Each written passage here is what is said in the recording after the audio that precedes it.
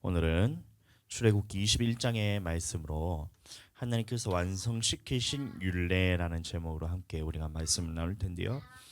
하나님께서 이 출애굽기 21장 23절과 25절의 말씀을 하신 이유가 무엇인가, 또 예수님께서는 이 율법을, 율례를 어떻게 완성시키셨는가, 그 다음에 그 의미가 무엇인지에 대해서 우리가 이 세 가지에 대해서 함께 나누도록 하겠습니다. 그래서 먼저 오늘 본문 말씀을 제가 읽어드리면, 그러나 다른 해가 있으면 갑되 생명은 생명으로, 눈은 눈으로, 이는 이로, 손은 손으로, 발은 발로, 된 것은 된 것으로, 상하게 한 것은 상함으로, 때린 것은 때림으로 갚을지니라.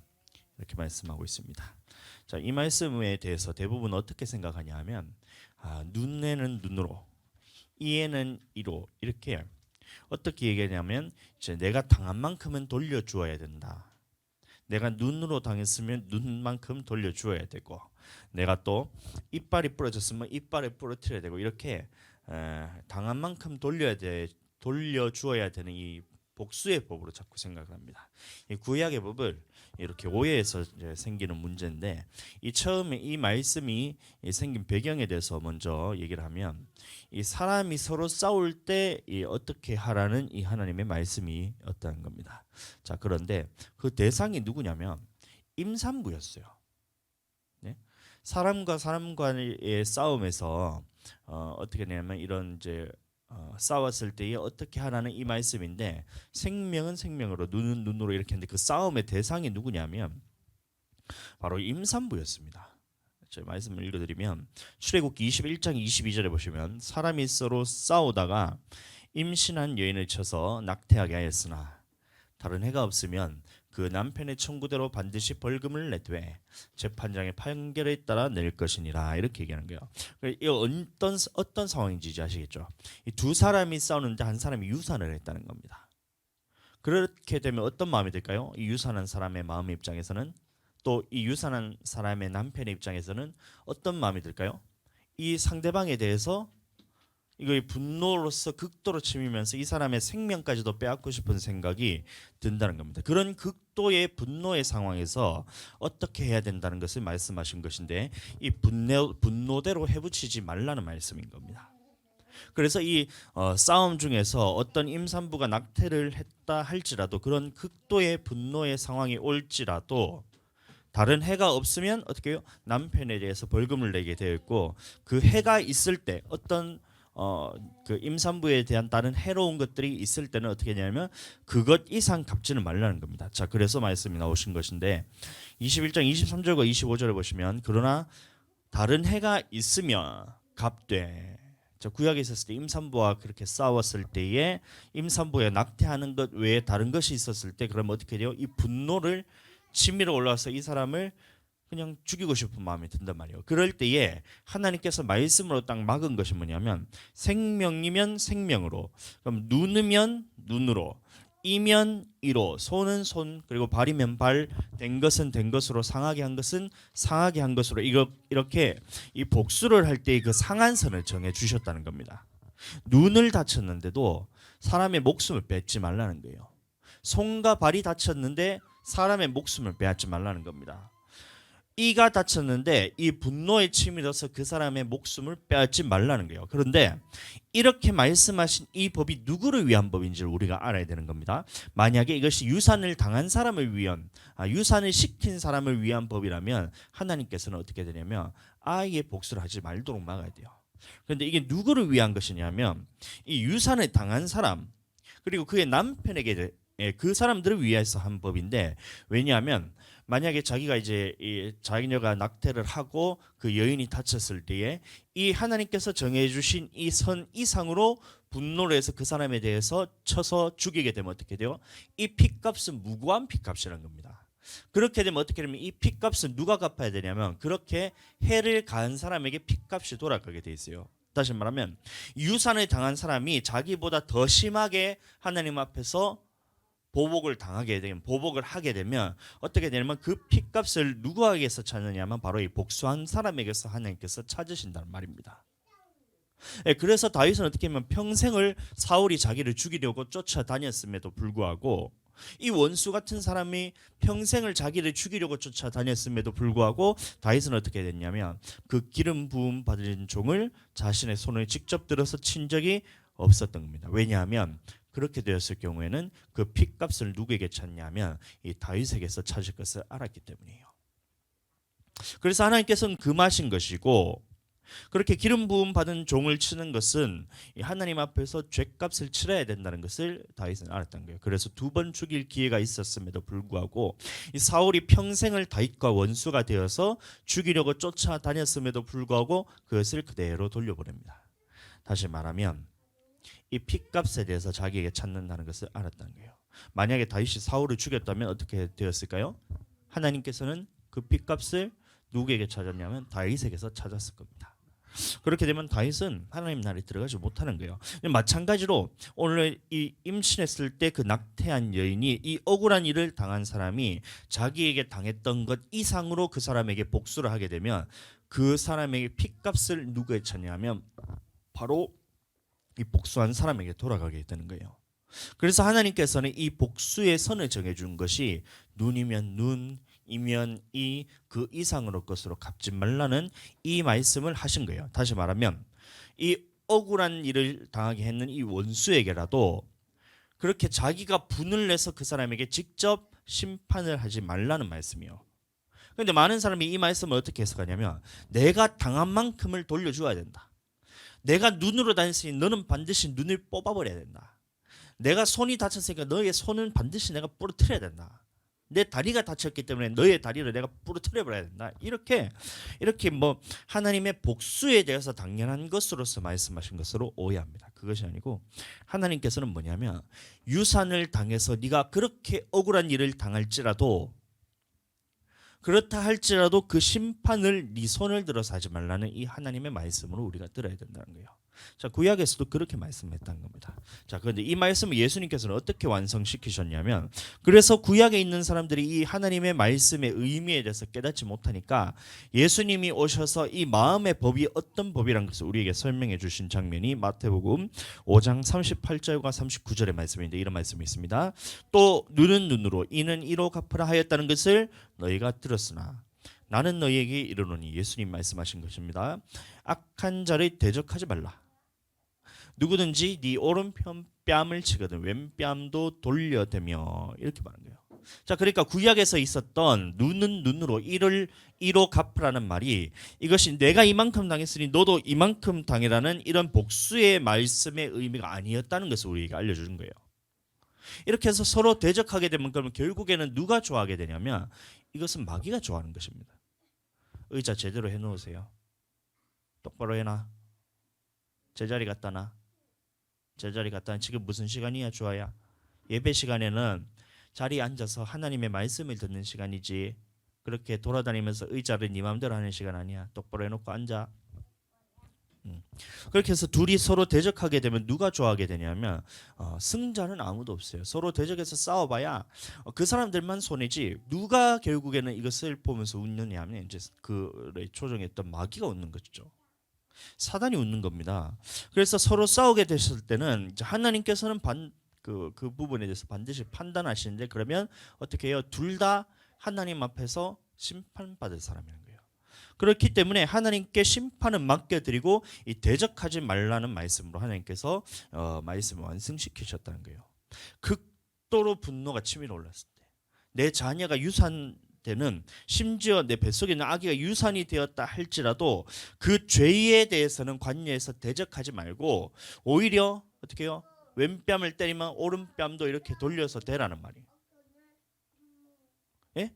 오히려 용서란 말입니다. 그러니까 그렇게 극도의 분노가 치밀어 오는 상황이라 할지라도 그 사람에 대해서 대적하고 이 사람에 대해서 분노로서 그 사람의 생명까지 해하지 말고 이 부분에 대해서는 용서하라는 말이에요.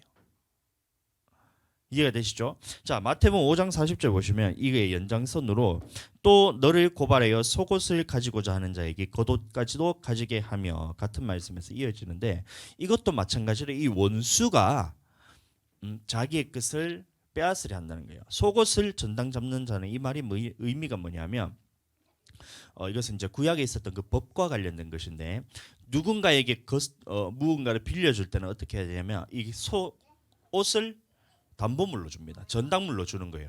전당물로 주었을 때 그럼 어떻게 돼요? 이 전당물은 당연히 돌려줘야 된다는 겁니다. 그런데 어떤 경우에 그 전당물을 돌려주냐면 이 속옷이란 것은 그리고 겉옷이란 것은 이스라엘에 있는 그 당시에 있던 그 시대 상황은 어떤 거냐면 덥고 자는 거예요. 낮에는 그것을 옷으로 입고 다니지만 밤에는 어떻게 되냐면 기온이 뚝 떨어지잖아요. 그러면 어떻게 되냐면 그 겉옷을 벗어서 이것을 담요로 씁니다.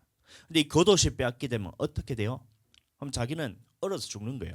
그러니까 이웃의 옷을 전당 잡거든 해가 지기 전에 그에게 돌려보내라 말씀이 바로 그런 거예요. 출애굽기 말씀 보시면 네가 만일 이웃의 옷을 전당 잡거든 해가 지기 전에 그에게 돌려보내라. 그것이 유일한 옷이라 그것이 그의 알몸을 가릴 옷인즉 그가 무엇을 입고 자겠느냐 이 말인 거예요. 그러니까 이 겉옷을 빼앗고 속옷을 빼앗는다는 이 말의 의미는 뭐냐면 이 사람에 대해서 그냥 내가 원수 같은 사이로 틀어졌다는 거예요. 사이가 좋았는데 틀어졌든지 아니면 처음부터 악의를 가지고 그것을 다시 빼앗기 위해서 그랬든지 어찌되었든 이 원수가 되는 상황을 의미한다는 거예요. 속옷을 빼앗는다는 말은. 자, 그렇게 되었을 때 속옷을 달라. 그럼 내가 가릴 것이 없어서 수치스럽기도 하고 또 밤에 잘 때는 어떻게 돼요? 입을 옷이 없어서 추워서 얼어 죽을지도 모르는 그 상황 가운데서 원수가 나와 좋았던 사이든 어찌든 아니면 처음부터 원수 같은 사람이었던 나의 마지막 있는 이 전당물을 돌려달라 했을 때는 그러면 어떻게 해란 말이냐면 속옷을 달라 하는 사람에게는 이 겉옷이라는 것은 뭐냐면 자기의 목숨과도 같은 거예요. 그 당시에. 그럼 이 목숨까지도 내어주라는 말씀입니다. 자기에게 이 억울한 일로 인해서 재판장에 가서 송사를 해서 이 사람에게 있는 마지막 있는 속옷까지도 뺏으려 할지라도 그 부분에 대해서 원수로서 대적하는 것이 아니라 오히려 겉옷까지도 내어주란 말은 뭐냐면 자기의 생명을 다해서 이 원수에 대해서는 대적하지 말라는 말씀이에요. 그래서 이 말씀으로 완성시키셨다는 겁니다. 이해가 되시죠? 그러니까 구약에 있어서는 눈에는 눈, 이에는 이 이것을 복수의 의미로 사용하신 것이 아니고 하나님께서도 마찬가지로 그 의미가 무엇이냐면 원수가 나에게 대해서 그렇게 해를 입힐지라도 이 원수에 대해서 원수 갚는 것을 네가 하지 말고 하나님께 맡겨라는 말씀으로 우리에게 하신 거예요. 마찬가지로 5장 41절에 보시면 이 말씀이 있습니다. 또 누구든지 너로 억지로 오리를 가게 하거든 그 사람과 심리를 동행하고 여기도 마찬가지로 억지로 오리로 간다는 이 말씀에 대한 이해가 필요한데 뭐냐면 이 당시에 이 로마 군인들은 어떤 합법적인 그런 권리를 받았냐면 유대인들을 그 길 안내자로서 데리고 갈 수 있는 그 법을 자기가 이제 누릴 수 있었던 거예요. 길 안내자든 아니면 이제 짐을 들고 가는 이 운반자의 역할을 유대인을 끌고 갈 수 있는 이 합법적인 권한을 받았다는 겁니다. 그러니까 로마 군인들이 유대인을 잡아서 이 오리를 함께 억지로 데려고 간다 하는 것을 이 당시에 이스라엘 사람들은 굉장히 그럼 어떻게 해요? 치욕적이고 싫은 것으로 여겼다는 거예요. 특히 이 열심당원 같은 경우는 거기에 대해서 대항해서 그거를 막 억지로 막 데려가는 것을 대항해서 대적할 정도로 싫어하던 것이 바로 이 오리를 함께 데리고 간다는 겁니다. 예를 들어서 우리가 일제 강점기 때에 이런 일들이 있었잖아요. 일본 사람들이 우리나라를 침탈했을 때에 만약에 우리나라 사람을 한 사람을 끌고 길 안내를 맡기고 이것을 짐을 지우게 된다면 그 사람들 우리나라 사람들이 어떤 마음이 들었겠어요? 엄청나게 치욕스럽기도 하고 이것이 억울하기도 하고 일본 사람들을 보면 어떤 마음이 들었을까요? 이 사람들을 진짜 때려 죽여도 잡아 족쳐야 될 사람들로 그렇게 생각이 들 거잖아요. 이 당시에 로마가 이 이스라엘을 멸망시키고 물론 멸망은 다른 나라가 시켰지만 로마가 이스라엘을 장악하고 있는 그런 시대였잖아요. 그때에 이 이스라엘 백성에게 짐을 지우고 길 안내를 맡겨서 이렇게 끌고 가게 되면 그 이스라엘 백성들의 마음이 어떻게 됐겠냐 말이에요. 저 로마 군인들 다 잡아 족쳐야 되는데 이 생각이 올라오는 거예요. 원수 같은 마음이 올라온다는 겁니다. 그럴 때에 그러면 어떻게 해야 된다는 것을 예수님께서 말씀하셨는데 원수라 할지라도 오리를 함께 가자. 다시 말하면 짐꾼으로서든 길 안내자로서든 함께 데리고 억지로 끌고 가게 할 때는 어떻게 하냐면 그것에 더해서 더해서 심리를 함께 동행해 주라 이 말인 겁니다. 다시 말하면 이 원수 같은 놈이 나에게 원수 같은 짓을 하더라도 그 원수 갚는 것을 우리가 하지 않고 하나님께 맡겨드리는 거예요. 원수가 우리를 향해서 대적할지라도 그 원수 갚는 일을 너희가 하지 말고 하나님께 맡겨드리는 겁니다. 자, 예수님께서 오셔서 이 세 가지 비유에 들었던 것이 바로 왼뺨을 때렸을 때는 오른뺨도 돌려대라. 그다음에 속옷을 가지려고 했을 때는 겉옷까지도 주라. 오리를 동행하자 했을 때는 심리를 함께 동행하라. 이 말의 의미가 뭐냐면 전부 다 그 대상은 누구냐면 원수 같은 사람이었던 거예요. 나에게 원수 같은 사람이 나에게 원수 같은 짓을 했을 때 너는 그 사람에 대적해서 너도 원수 같은 짓을 하는 것이 아니라 그 일을 누구에게 맡겨라냐면 하나님께 맡겨란 거예요. 여러분들 만약에 이 원수의 짓을 심판을 내가 하게 된다면 우리는 하나님의 자리에 서는 거예요. 그러니까 하나님이 보셨을 때는 그 사람이 나에게 원수 같은 짓을 하는 것이냐, 내가 하나님을 대적해서 심판자의 자리에 서서 그 사람을 심판하는 것이나 똑같이 하나님이 보셨을 때는 이것은 죄라는 겁니다. 그렇기 때문에 그 사람이 나에게 원수 같은 짓을 했을 때는 너는 그 원수의 일에 같이 동조하지 말고 그 원수의 일에 말려가지고 너도 원수 같은 짓을 하지 말고 대적하지 말고 그것에 대해서는 무시를 하고 너는 하나님의 사람이 되라는 거예요. 심판에 있어서는 하나님께 맡기고 너는 심판자가 되지 말라는 말씀으로 우리는 생각을 해야 된다는 겁니다. 히브리서 10장 30절에 이런 말씀이 있습니다. 원수 갚는 것이 내게 있으니 내가 갚으리라 하시고, 그러니까 이 원수를 누가 갚으시냐면 하나님이 갚으시도록 내버려 두라는 거예요. 원수 갚는 것이 내게 있으니 내가 갚으리라 하시고 또다시 주께서 그의 백성을 심판하리라 말씀하신 것을 우리가 아노니. 그러니까 이 원수 같은 짓을 당했을 때 네가 심판자가 되어서 이 원수를 심판한다는 것은, 원수를 갚게 된다는 것은 뭐냐면 너 또한 하나님 앞에서 심판받을 짓이니까 그것을 하지 말고 하나님 앞에서 그 부분에 대해서 대적하지 말라는 것으로 우리에게 말씀하셨다는 거예요. 그런데 오늘날 많은 사람들이 이 부분에 대해서 말씀하죠. 눈은 눈으로 갚으라 했다. 이는 이를 갚으라 했다. 그것이 아니라도 누군가 나에게 해코지를 하고 원수 같은 일을 했을 때는 이것을 어떻게 해야 돼요? 그것에 대해서 분을 품고 대적해서 그 사람을 어떻게든 손해보지 않으려고 그 사람에 대해서 막 해붙이는 거예요. 그것을 하나님께서 싫어하신다는 거예요. 심판은 하나님께 맡기고 그 죄에 대해서 관여하지 말고 대적하지 말라는 말씀입니다. 그러면 이 말씀이 누구를 위해서 하신 말씀이에요? 그 원수 같은 사람을 위해서 하신 말씀이에요? 아니면 나의 영혼을 위해서 하신 말씀이에요?